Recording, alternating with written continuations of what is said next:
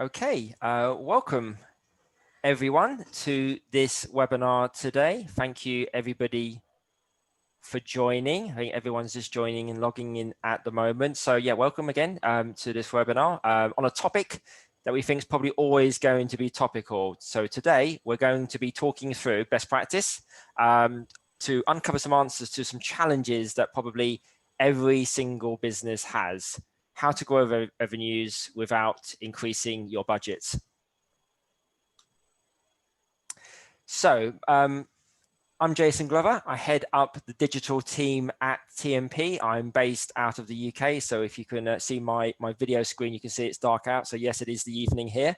I think there's a few people who are joining also from perhaps from the UK and Europe today as well. And of course the US. So I head up, as I say, digital team at marketing practice. Before joining TMP at the beginning of last year, though, I work client side, doing B2B digital for about 20 years, originally at the B2B arm of Sony, and then more recently at B2B cable company, Virgin Media Business, where I built the digital demand generation center there, which was used to target over 5 million businesses in the UK. Stephen. Hello.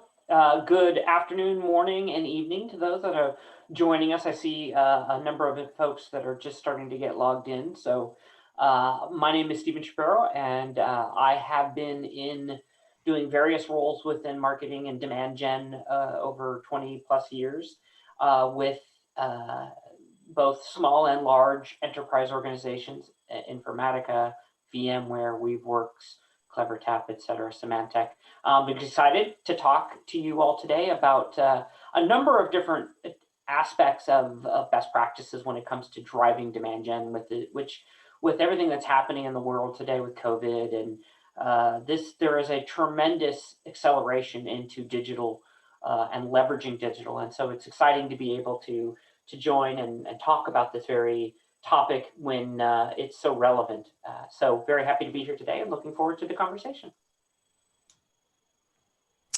Brilliant. So there's three things, there's three sort of key messages as we head through this webinar today.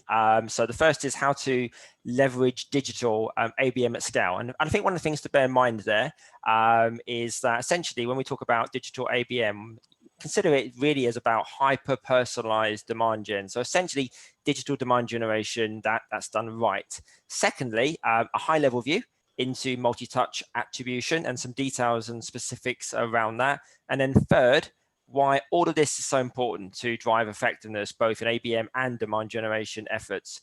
And as we go through this today, please go ahead and put your questions into the Q&A section at the bottom of the Zoom screen. After we presented, myself and Stephen will then get through as many of these as we can. And if we don't make it through absolutely everything, we'll then respond personally after. So yeah, so just start to load your questions up as you have them. Great. Yeah, so let me kick us off. First, a little bit of context setting. So understanding the buyer's journey in digital and why is this important? Well, there have been a number of studies out there, and I'm probably preaching to the choir here, but it's good to just put some data along with the assessment here. That first of all, companies aligning persona-based content to the specific stage of the buyer's journey. When you do this systematically, you see a 45% increase in sales accepted leads. Sellers who deliver different content to the customers based upon those stages in their journeys saw anywhere across the board, but a minimum of 10% growth in first-time customers, 20% increase in the leads, and more importantly, a 20% increase in the sales cycle. We all know that it takes multiple touches to get, but in fact, this was seen, and the general rule of thumb is it can take sometimes 10 touches to move a B2B buyer from the initial prospect stage ultimately into a closed won opportunity.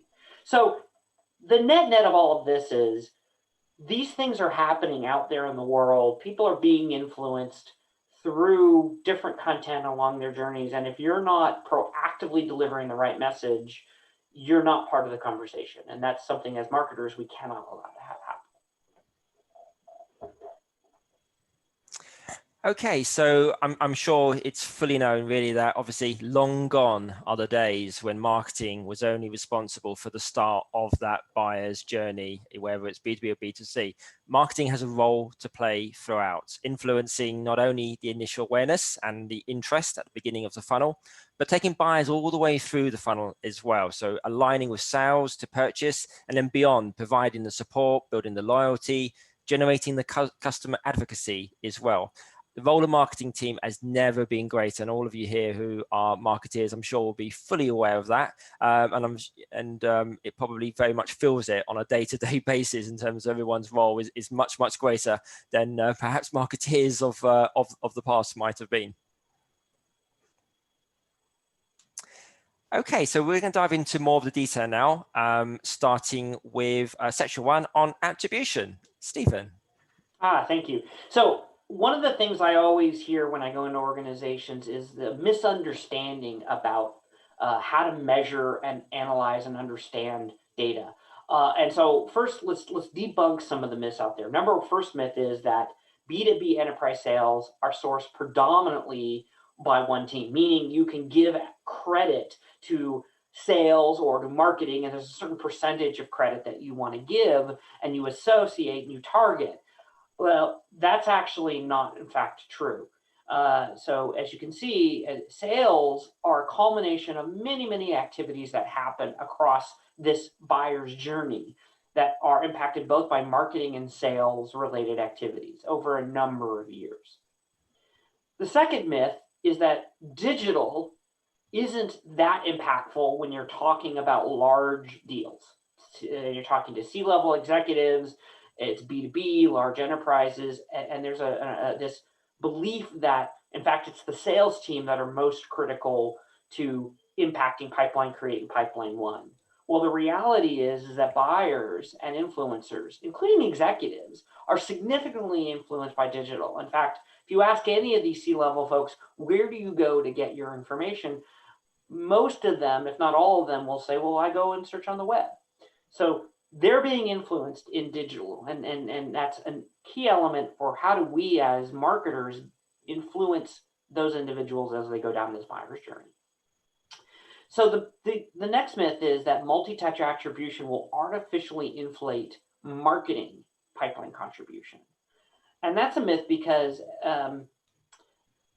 multi-touch attribution gives you more accurate analysis of all of the different touches that are happening. Yes, it will give more understanding of the marketing activities, but that's only because you're now starting to see those marketing activities in the buyer's journey, whereas other attribution like first or last touch will only give you that one data point. Which would you rather have when you're looking at answering a problem? More data or less data? Multi-touch attribution gives you more data. And then the last myth is that digital influence in B2B sales ends once the sales team starts to engage. That's actually couldn't be farthest from the truth. B2B buyers need to be kept engaged and educated and nurtured along this very lengthy, often, sales cycle. The competitors, your competitors, are out there influencing your leads and your prospects during the sales engagement. So it's critically important that you as a marketer are there as well. Jason. Thank you. And on that second point as well, I mean, it's a really critical one, really, because whether we're talking B2B or B2C, I think, the really important part is it's still B2P, it's business to people. These people who are business execs in big companies, C-level executives, they're still consumers at the end of the day. They don't stop really being consumers when they're in their sort of a work environment instead. And also in B2B, of course, we have certain tactics that we can use that you really can't use, that sort of hyper personalization down to an account level, which we'll talk about, that you can't do in a B2C environment. So it's really important to remember, B2B digital is exciting. It definitely has that role to play. Yeah, let's double click on this a little bit more and talk about first and last touch attribution. which is very typical. If you go and you talk to most of the folks out there and you say, well, how do you measure today? Most will say, well, we use either first or last touch attribution. And that is where you give credit or you decide or determine that the reason that this lead came in or was moved along was because of that one activity, either the very first thing you did, or the last activity that occurred prior to the deal transitioning to a stage like qualified. This actually discounts or ignores all the other things that are happening along the way, whether it's marketing or sales getting engaged with that prospect. It tends to align to a very old paradigm where sales or marketing are only credited for net new business, thinking in this concept that this individual was kept in a bubble and not influenced by any other thing that was happening in their life. And many years ago, before digital became such a predominant form of connection and influence, that may have been more true. How did this person hear about you? Oh, they saw an ad or they saw a billboard. But the reality is people are being polluted or inundated with messages across many different activities. And this can be a problem because what your attribution does is give you your ability to decide and determine what budget, what's the behavior, what are the actions now that I need to do more of in order to drive more pipeline. And if you associate a positive correlation to one and only one activity, you could make very bad decisions. So over the last number of years, more and more organizations have been moving to multi-touch attribution. And what multi-touch attribution does is it says, let's go look at all of the touches that have happened. And a friend of mine and former colleague used to say this, and I love this analogy. You wouldn't have gotten married if you hadn't had that first date. And this is a really powerful analogy because it's so true. When you think about life, was it that first date was the reason you got married, or was it the very last thing that happened, your engagement party prior to the wedding? Well, of course not. None of those things happen. Another analogy is a sports metaphor where the touchdown didn't happen because you ran it from the 1 yard line in American football terms. It was all of the things that have happened across the board. And so you want to look at that. Now you dive into, okay, well, yes, I want to look at all these touches, but how do you associate and derive importance of the individual touches? And there are many different models that you can use. The most easy is just evenly distributing it, saying, if I had 10 touches, I'm going to give every touch an equal weighting, and 1/10 of each touch is the relative importance. Now, obviously, that is not accurate because one touch is not necessarily going to be equal to another touch, but it is, frankly, the easiest to go and in fact, gives you a starting point. Another model that can be used is saying the timing of the activity has some bearing on the weighting. So many organizations will weight the first and the last touches to be the most critical in associating correlations of activity, as well as the number of activities. Did they have more? Did they have less? So higher attribution giving to the source. Like let's say you did and you had so many more paid search results with that individual or with that deal, then you might say paid search was more important than perhaps something else. Again, there are some downsides to this process because it's a guesstimate or an estimate based upon those factors.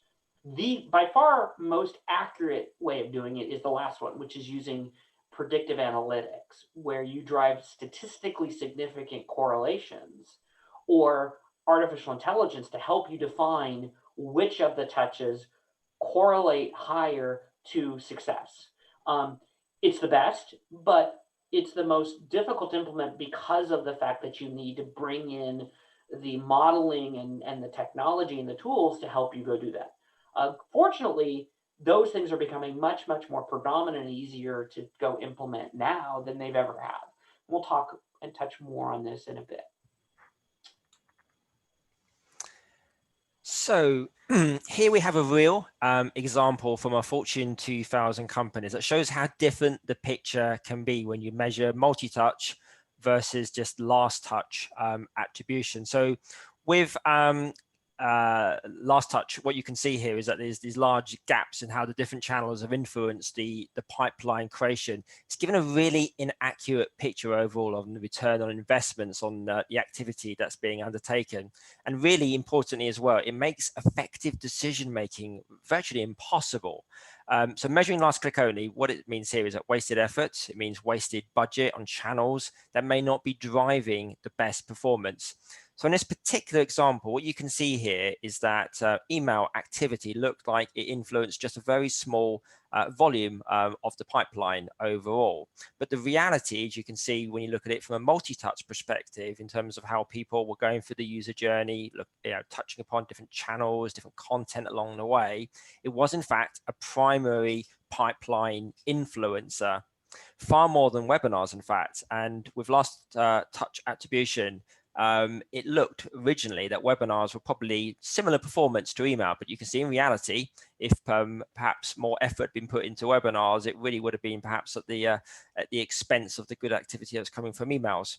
Another channel, though, one not actually shown here, but perhaps one of the most misunderstood of all from a digital perspective, is perhaps display advertising. So back when I managed digital in my last role at Virgin Media Business, we spent a lot on display activity for B2B specifically. We spent almost as much sometimes as our consumer colleagues, and actually pretty much as much as we did on PPC, which is probably quite unusual really with most companies. The thing is though, although we spent the similar amounts, when you looked at it from a last touch perspective, the two results were vastly different. And in fact, from a display perspective, if you look at it from a last touch, it's virtually impossible to really justify the cost of doing display, because not many leads, especially bottom of funnel leads, are actually going to come from a last touch display click at all. But when we turned on multi-touch attribution, the picture became clearer. It absolutely changed it dramatically, because what was quickly realized was around about a third of all of our leads that were coming in were being influenced by the display channel, either from people from return visits for remarketing, from obviously clicking on the ads, but also just importantly from view foods, people seeing the ads that we were targeting in the right locations. So that dramatically, as I say, changed the picture. So multi-attribution overall really highlights how important all of these touch points are to make sure you're actually putting your effort into the right activities that's going to drive that all-important lead generation and revenue generation. Yeah, let's double click on that even further. And here's a real example of a report that we generated at an organization that I was at, where we looked at using predictive analytics and using correlations to go back in time and look at a deal, an opportunity, and look at it over time. And in this example, I mean, this is a very typical large, 6-7 figure deal. And it takes years in some cases for those deals to come to fruition. And the yellow line is the opportunity create, meaning the actual deal being entered into the system as a real deal. And the green line is the opportunity closed. And you can see that was a very, very short period of time from the opportunity on a relative scale. And so, I mean, still was a 6-month time frame. But what you can see is influence happened well before that, years before that in this deal. The bubble size that you see in this graph is indicative of the importance of that actual touch point relative to the other touch points. And again, this was going back in time and using predictive analytics to say, what was the correlation of that particular action versus the other? And when you do this, when you look at an opportunity, and you look at many opportunities of these types in this way, you now start to determine the specific action that you need to do more of in order to be successful in driving opportunity create or opportunity one. In this particular case, and I'll give you this specific example, what we saw was that analysts' reports were the most critical thing that we needed to get in our prospects' hands. When we got the analyst report in their hands, they had a much higher correlation and probability of turning into successfully being an opportunity create and then ultimately an opportunity one. So The good news with this type of a technique is you get to see everything, you get to see its relative importance, and now you have ammunition to be able to quantify not only what things should you do more of, but how much impact are they going to have on your bottom line, and the ROIs can be truly measured of the spend that you go do.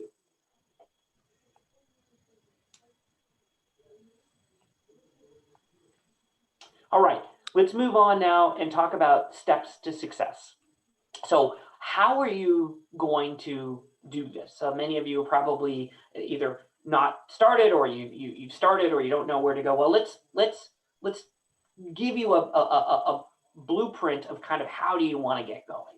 First thing, it's all about the data. You can't do anything, you can't make any good decisions without data. So you need to get your data connected and enabled. You probably have a number of disparate data sources. Those disparate data sources need to get connected and brought together, typically into some form of a data lake or a data ocean. The key here is don't try to boil the ocean. Don't try to boil the ocean. Just start simple. You don't need all of your data to get started with. We'll talk about a little bit more, a little bit later, about some of the data you can get, but just start simple and then build and expand on that as you go forward. The next thing you need to do is now start to do the analytics, analyze and determine the correlations based upon all the activity that you've got. You want to get both marketing and sales touches into this process.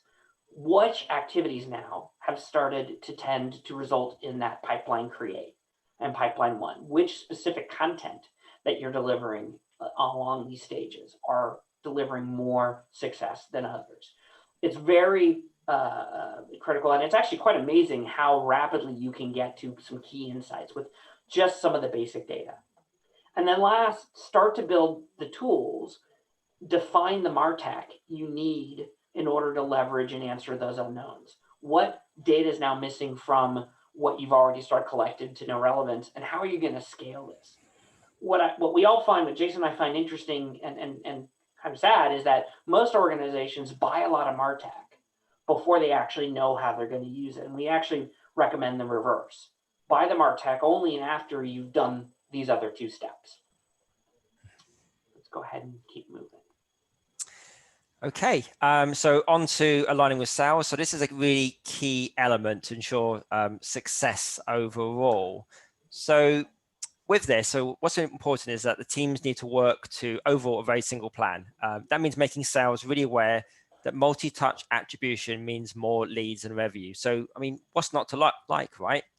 Well, it's probably quite likely that some sales teams may be suspicious of all this overall. It may look like marketing is trying to claim more credit for the leads, but in reality, it's about understanding what's most effective. So it could be prioritized, it could be optimized further to provide even better leads to sales that can then be closed. And that's the thing that's going to really, really interest them. There needs to be a common goals. There needs to be time to demonstrate which activities help to achieve these things. And equally important to all of the sort of quantitative data that you get from digital. And as we know, there's a lot of information, a lot of analytics you can get from that, lots of numbers and results. Equally important to all of that is the more qualitative data, the sort of valuable insights that you get from sales into the customer journey and how you can use it to improve the effectiveness further. So marketing can learn a lot about some of the more recent deals and sales have closed and what that customer journey looks like overall. You can use that insight to actually improve what you're doing further. So when I sat client side again in my last role, I basically pretty much had a hotline to the sales teams that was based about 200 miles further north from where I was at the time. We learned a lot about the sort of communications that it was having, because these people, of course, they're on the front line, they're talking to the customers literally day in, day out. And we was using that then to continually optimize and change things that we were doing. And we did the same thing at TMP as well. We use insight from the demand generation team. And overall, whether or not you have an inside sales team or using demand generation elsewhere, that is valuable insight. And overall, that sort of alignment between sales and marketing is crucial to make all of this really sing and be effective. Yeah, and just a couple of things to highlight from that as we dive into the actual process that we recommend.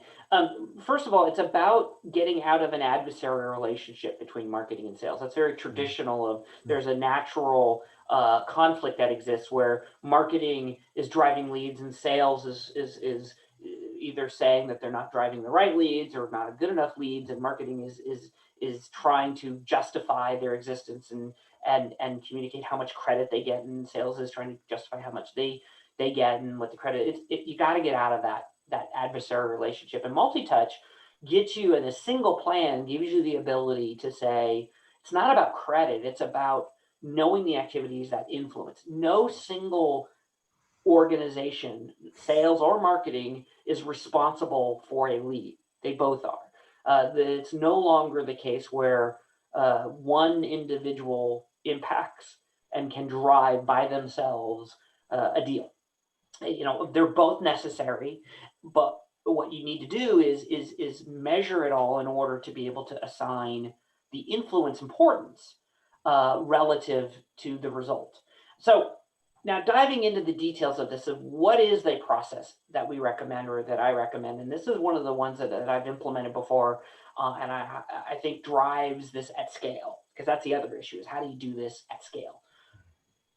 I think of this as three things that are happening in parallel in an automated way.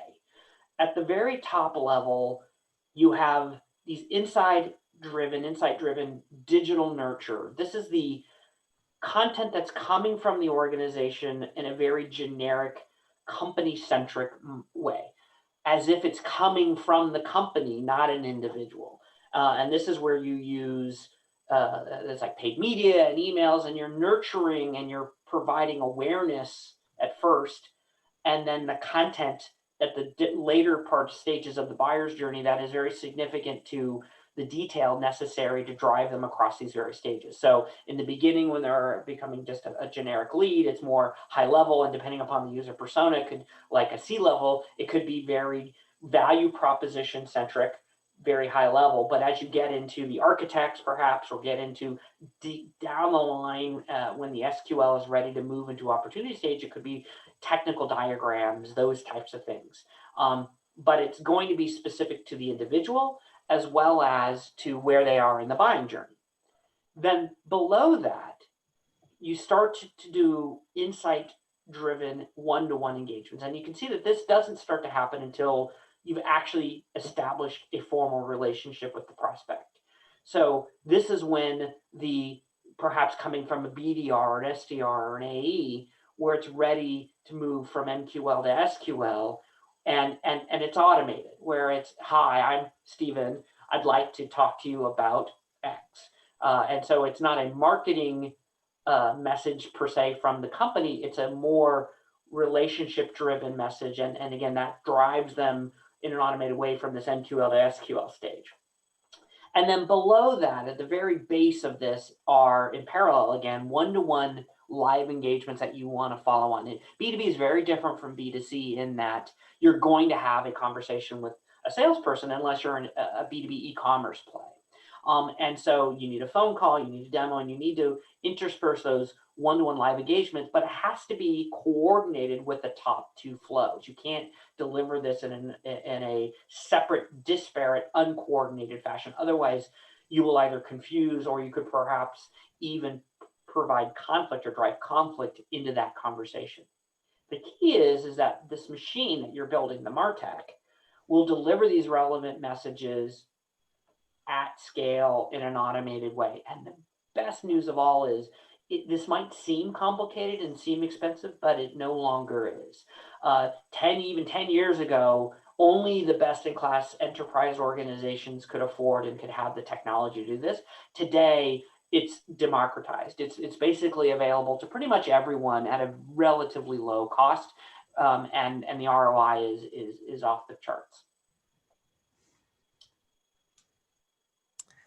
Thank you. So on to creating an environment to test, learn, and refine. So whether you're building a digital demand generation engine or an engine for ABM, continuous optimization should be a driving factor of all of this. So spending more media, which is sometimes seen as kind of an easy route to get more people, obviously top of the funnel, and then convert them and generate leads and revenue on the back of it.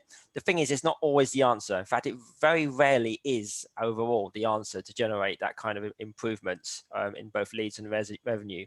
So we've talked about multi-touch attribution previously, and with that, for example, you'll be armed with some really useful insight and lots of knowledge and lots of data, of course, to be able to use testing and learning and refining, and crucially get that sort of improved ROI from your budget. So, but to be successful though, to make this really, really work, you need a process, something that's sort of systematic, something that's repeatable, that you can do again and again, because it is a circle. You need something that can drive optimization of the channels that you're using, as well as the website experience overall, your conversion engine, if you like. Something like this. This is a 5-stage framework that we use at TMP, but there's lots of different models for this as well. So at the very beginning, what you do is you can start by analyzing the different data sources. So this is a combination of sort of the quantitative. So this kind of website analytics that you may get out of things like Google Analytics, obviously heat mapping software, all kinds of like data. You then can sort of apply the qualitative data on top of that. So we've talked about obviously the sales feedback that you can get from the sales team alignment, and also user feedback as well, you know, surveys that can be run on the site, just usability sessions as well with particular users. All of that you use then to sort of define and create a baseline that you then use to get under the skin of the current performance, and then figuring out from that what you need to test and learn and why. And to sort of support this, there's a few things that need to be defined upfront for it to be really effective. There's things like business objectives. So these are then to define the sort of target metrics that you want to focus on. The website goals that can improve those objectives overall, to sort of define the target metrics and what you need to focus on. There's then the KPIs themselves, obviously, for monitoring the progress against those objectives. And then finally, the sort of target metrics. So these are the things that are then to achieve the website goals. So things like obviously increasing the number of monthly qualified leads, increasing the conversion rate of the website. So if you take, for example, the sort of typical website landing page average is around 3% conversion rate. So you think about that for a minute, of how much paid media you may be spending to go through to a landing page, and then 3 out of every 100. And if bearing in mind, if it's paid search, you could be spending £20 for one of those clicks, is actually going to maybe end up as, well, at least a last click attribution. But of course, for a multi-touch attribution model, it would have had a part to play. The second stage, if we just move back slightly, is where you build that hypothesis, and you start to ask questions around this, like, based on X, I believe that this will address this, and it's going to impact that. It's really important that you sort of develop this kind of methodology, this hypothesis up front, so there's consistency. And also it's there to support the third stage. And this is where you plan and you prioritize the different sort of test and learn actions that you're going to be taking. So quite obviously, what you're going to want to do, especially up front when you're starting this kind of a program, you're going to want to run first those sorts of tests that are intended to make the most impact on revenue generation, and of course leads as well. But also, it's really important to bear in mind at this stage that you don't run tests on the same user journey at the same time, because otherwise it's going to be kind of difficult to sort of determine which one of those tests actually, you know, moved the levers and generated more of the leads and the revenue that you needed. Stage 4 is where you set up the tests. You can do things like segmentation, you can do goals, personalization, and of course the old favorite of A/B testing and multivariate testing on pages to show different versions, different groups of people. In the case of a website test and learn program, and this obviously works equally well for channel optimization, but for website, there's tools that you can use. There's lots of tools, in fact, you can use for doing this. There's obviously the Adobe Target, there's things like Google Optimize, and there's also Omni Convert. At stage 5, you monitor, you sort of test, you analyze, and you take actions from the result. And what's really important is that at this stage, because you've got all the measurements, you can see the things that are working, you then look to repeat the process. You then start to run the next test. And the thing is, you never sort of stop this. You always optimize. You always are running this constant test and learn program. And it becomes, over time, it's about more than just sort of conversion rate optimization. It becomes more of a conversion rate obsession.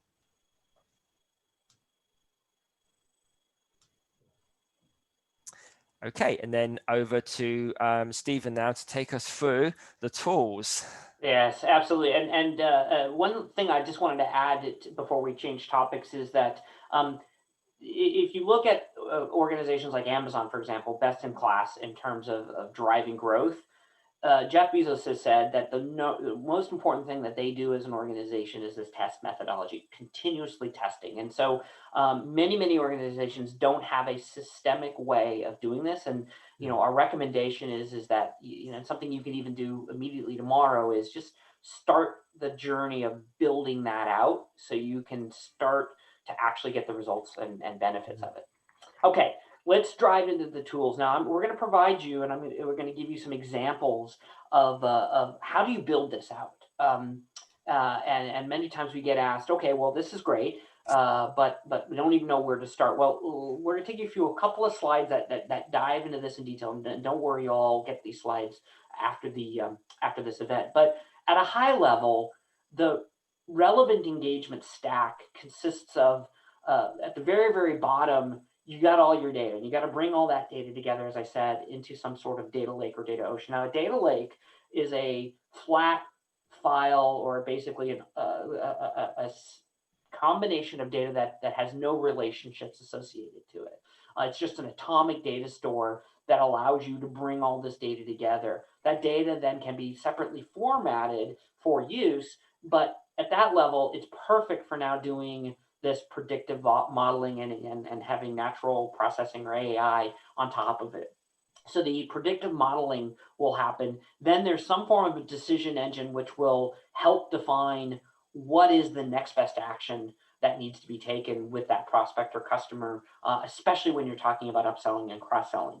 And then ultimately, there's an orchestration layer that is the conductor of everything. The decision engine may be the brain, the orchestration is the conductor that then delivers the message across all of the different touch points that the customer or prospect will have with your organization: email, web, customer support, all your social, on your devices, et cetera, within the product or on the mobile device, et cetera. So all of these signals then are leveraged to drive the right message in a cohesive, consistent, coordinated fashion, right? The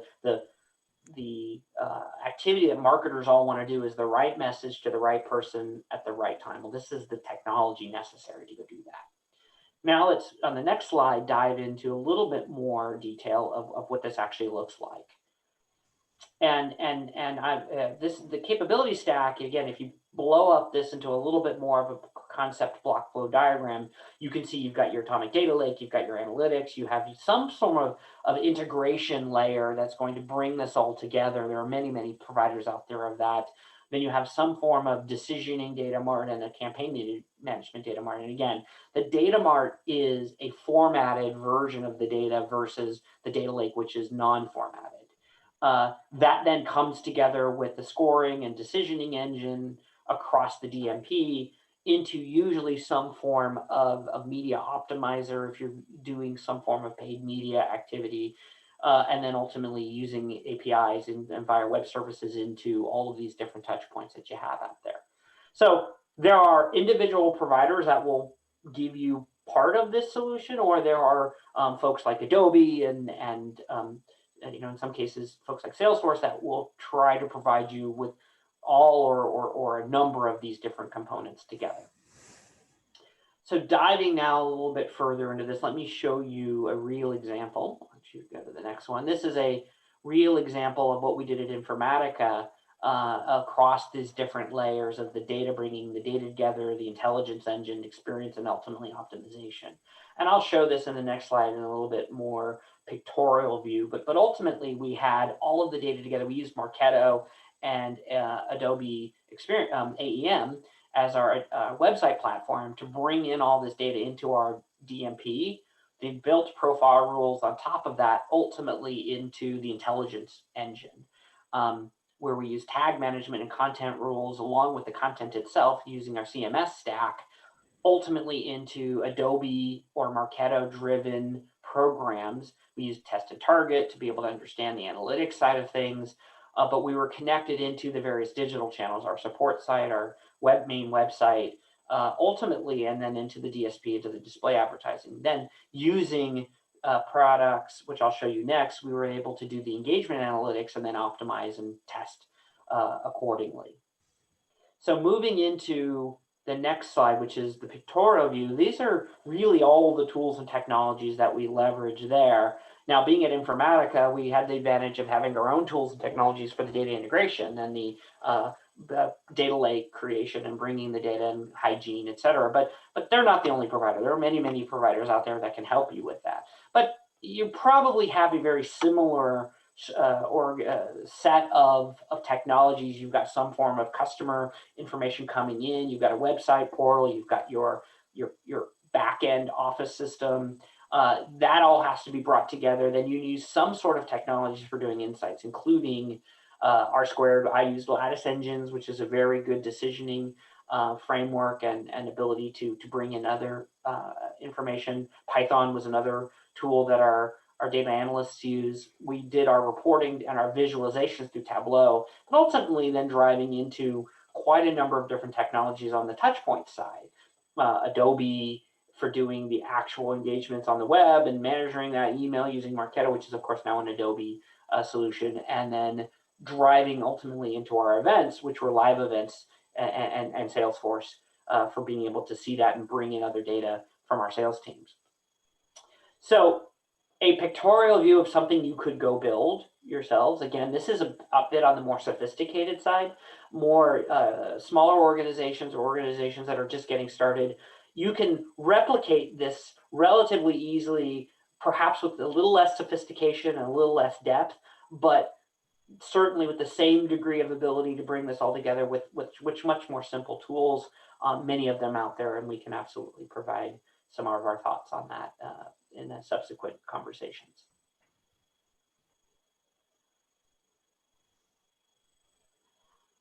All right, Jason, do you want to take us home? I will over to you, Stephen, still. Or should I? Okay, I guess I'll do that. Sorry. So some of the results that we've seen. So does this work? Well, the short answer is absolutely. I have personally seen this work in numerous examples and situations. Some real data. This is actual data that we have seen. I've driven 50% pipeline growth year over year with the same budget, simply by shifting from less targeted activities into more targeted activities, moving money from things that didn't work and into the things that did work. And again, the age-old adage, marketing wastes 50% of their money. You just don't know which 50%. Well, of course, this is how you solve that. But more important than getting more leads and driving up pipeline is really it's converting those pipelines. So how do you get to more predictable pipeline? I hear that all the time from sales organizations. Well, yeah, but I want more predictability to know that those leads are the right leads. Well, this does that as well. We saw a 2.3 times increased leads of digital conversions into actual pipeline, create pipeline one. We also saw a tremendous decrease in the cost. Now, of course, you get more for the same money, which means you're spending less, right? So they go right hand in hand. And then the most important, I think, is the acceleration of the buyer's journey. Folks are going to be looking for products. They will get there eventually, as long as you're out there in the industry talking to them and having some form of conversations, but they'll go a lot faster, 9% faster sales cycle, a 28% deal size lift, and a 23% win rate lift. And this was on deals that are very large. This wasn't small, medium business deals. These were like 6- and 7-figure deal sizes that we're talking about. And so that is a major change. Now, this is, again, one set of data. There are many, many others that we've had. And I think you'll see if you go out there and you look at others that have done these types of more sophisticated practices, they basically jive very, very well with this. You're going to have dramatic improvement. It's a matter of changing your paradigm and delivering this so that you can prove that it works, and then success feeds on itself. Thank you very much, Stephen. They are truly impressive results. Jason, I can't hear you. It might be me. Hold on. Keep going. Hopefully everyone else can hear me. So these are truly impressive results indeed. And certainly, you know, as we said at the very start, this is really about how do you deliver that sort of increased revenue generation without really increasing budgets overall. And, we've seen similar results myself, and certainly some of the work that we've done here at TMP as well, where you can make small changes sometimes to just individual pages, and you could suddenly see an increase in conversions on the back of that of, in one instance, 100% from doing this. But again, it's, taking through all the different things that we've talked about here. And I think importantly, what we hope so far is, you're very keen to get started. And if so, great. Here's some tips to make a start on all of that. So first of all, as we said, get your data in order. But also importantly from that, as we've said, is start simple. So one of the superpowers I feel of digital, the ability to measure just about anything, quite frankly, it's also a curse at times, because there are so many different metrics to actually look at. You need to define what are the ones that are really, really important. A great place to start, though, is connecting your CRM up to your web data, because instantly that's going to give you a really heightened view of the activity that you're doing. The second thing is building a process and a methodology for testing and learning, getting more from your media budget, and also cranking up that performance of the channels and your website conversion engine. And it's really important, as I say earlier, it's not always about spending more on the media. Third thing is gaining that alignment, using influence, multi-touch attributions. And as part of that, and as part of the fourth stage, if you've got that alignment with your sales and your marketing teams, it's then agreeing to that single plan. It's absolutely vital that everyone is essentially aligning to that and doing the same activity, and it's fully understood by sales the reason behind multi-touch attribution, and the fact it's not about stealing leads. It's not about actually saying these came from marketing activity versus non-marketing activity. It's for the benefit of all. It's to make sure that we're generating better revenue, creating better sales leads that go through to the team to actually close. One thing, I apologize on the video, on the audio that had an issue there, but one thing that I've heard a number of times, which I like to dispel, is people have said, well, multi-touch is very hard. We're good enough, or we can get away with starting. We can just start with last touch, because we don't know, it's better than nothing. Last touch, gives us something, or first touch gives us something, and multi-touch is harder. While that is somewhat true, you are at dramatic risk, and I hate to be dramatic about it, but you are at risk of making bad decisions. So in some cases, no data is in fact better than wrong data or misleading data. Now, yes, first touch or last touch can give you perhaps trending data. How is this trending? But I would argue that more often than not, you're better off doing something simplistic on a multi-touch way than you are at wasting efforts to put in a first or last touch attribution model. It's no more work to do something simplistic on a multi-touch way than it is to rely on a first or last touch. And this is where I see many, many companies err. And it's very frustrating for me as a marketer, because we know the answer. It's not like we don't know how to go solve this problem. We just have to have the fortitude and the discipline to go do it. Yeah, absolutely. So finally, some takeaways, and just to remind everyone, if they have any questions, put them into the Q&A section at the bottom. We're just about to come to those in a moment. So some takeaways here. So first of all, as we said at the very beginning of the course, marketing influences all the different stages of the B2B buyer's journey right now, all the way from the awareness, all the way through to the post-purchasing advocacy and brand perception. Multi-touch attribution, hope we got you really, really excited about that, and you can understand that the absolute benefits of actually going down that route. It's all about that sort of optimal activity. You're driving a better mix through different behaviors, the budgets, the actions. And as Stephen quite rightly said, if really single touch or last touch is the only thing that can be measured currently, there is actually a bit of a question mark whether it's actually probably even worth actually using that at all, because you could be putting sort of efforts and budget, importantly, into activities that are not really turning the dial. They're not actually doing the things which, from those models, they look like they actually are. You won't actually get more revenue, and so no more leads on the back of it. The third thing about more leads and revenue can be driven by aligning the sort of sales and the marketing activities as common goals and using those two-way insights we talked about. Then introducing a repeatable process for continuous test and learn, sort of remembering that spending more on media is often not the answer to generating more leads and revenue. That ongoing optimization can lead to the better ROI from the budgets that you have. And then, as we said, don't buy MarTech tools before knowing how and where they can provide benefit. There's thousands, I mean, literally thousands of tools out there that are available for marketeers to get enticed by currently, but consider where you really need to use them to meet your marketing and your sales objectives. And then finally, start simple and then expand. Get the brilliant basics in place first of all, and then ramp up with more capability over the time. Remember, Rome wasn't built in a day, and neither will a fully optimized digital demand and ABM engine. Okay. Great. I think with that, we're at question and answer time. Absolutely. And of course, if anybody wants to get in touch with either myself or Stephen, please do so. Contact details here. Obviously, we said we'll send this deck out, and also email, and obviously reach out to us on social media as well. And then, yeah, just a reminder, if you've got any questions, just put them into the Q&A section at the bottom of the Zoom page. So got one question here I can see to start off from David Van Shake.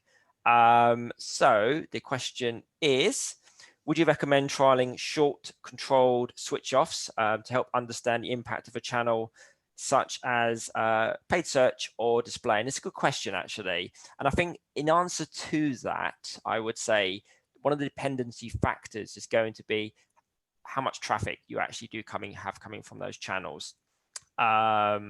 Because a length of time that you need to actually run an effective test and learn program is very much going to depend upon the amount of traffic overall. So if you're using these channels to go through to a landing page, which is not going to get more than maybe, I don't know, let's say 100 visits in any particular week, it is possible for it to be taking weeks and weeks, perhaps even as long as 6 months from a statistical point of view to be accurate. However, what I would say from experience, although that's what the calculators out there will actually tell you, very often you don't need to leave it running. If you're actually getting results quickly, if you actually can see from running these activities that you are getting a significant difference from running one activity versus another, it is very much possible to do very sort of controlled switch offs that can maybe run for perhaps about 2 weeks overall. You know, anything to add to that one, Stephen? Yeah. Yeah, I'll add a couple things. So first of all, if you're doing testing properly, you're always running some control. You always have some percentage of your base that are getting nothing different than the standard process that you want to run as your baseline. And in that way, you never have to turn things on or turn things off. You're just running tests and will always be able to get data, regardless of the length of time that you're doing it. The other thing is we as marketers, unless you are in a very, very mature market that has done this for many, many years and things aren't changing, which is, I don't know anybody that's in that market, you're looking for very, very large impactful things. You're not looking for 1 or 2% change. And in that case, it's one of those things where if you're doing something and you don't see a large impact, you may not be statistically significant at that point, but it will be over if you give it enough time. So you look for things that are very, very impactful and are going to have enough of a difference that they're going to show with relatively less numbers that you have to look at, right? It's all statistics. The way it works is, the degree of impact is directly correlated to the number of results you need to see, or the number that you actually have to put into the test. Large impact requires a very small number to see it. Small impact requires a large number to see it. So if you don't know, it's kind of one of those things. So my recommendation is you absolutely have your baseline, run the test. If you don't see it relatively quickly, you can pretty much, even though it not be statistically significant, it's not going to be enough to be worth your time. And so you can quickly go and move on to the next thing. But move fast. If you want to call it failing, I don't. I call it learning. Learn fast. Move to the next thing. And in that way, a couple things happen. You build confidence in your ability to do this, and as well as you build the internal core competency, if we want to use that term, of the technologies and the techniques of doing this as well. So there's a number of benefits of just running these rapid tests. Brilliant. Thank you. Thank you, Lisa Perry, actually, for your feedback here. I'm glad you enjoyed today, and you'll be sharing the deck. Thank you very much. Any other questions from anybody else? We can answer them here, or as I say, you can reach out to us after, and we'll definitely come back to you individually if you have any questions right now.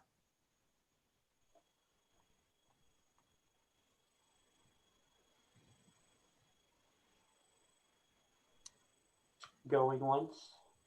Going. We were just that good, Jason. We answered everybody's question without. Indeed. But as we said, got our contact details here, and what we'll be doing is sending out this recording of this webinar to everybody after this session. I think it's also going up on the Marketing Practice website as well, and definitely get in touch with Stephen or myself with anything. Reach out to us. I'd love to hear from you. As you can probably gather from today's session, we love talking digital, so anything you want to talk about, we're very very keen to always talk about that. So if there aren't any more questions at the moment, I hope everyone has a great rest of the day, or if you're based in the UK like me, great evening, and hope to speak to you soon. Thank you very much. Hope you enjoyed. Thank you all for your time. Thank you, Stephen. Thank you. Thank you.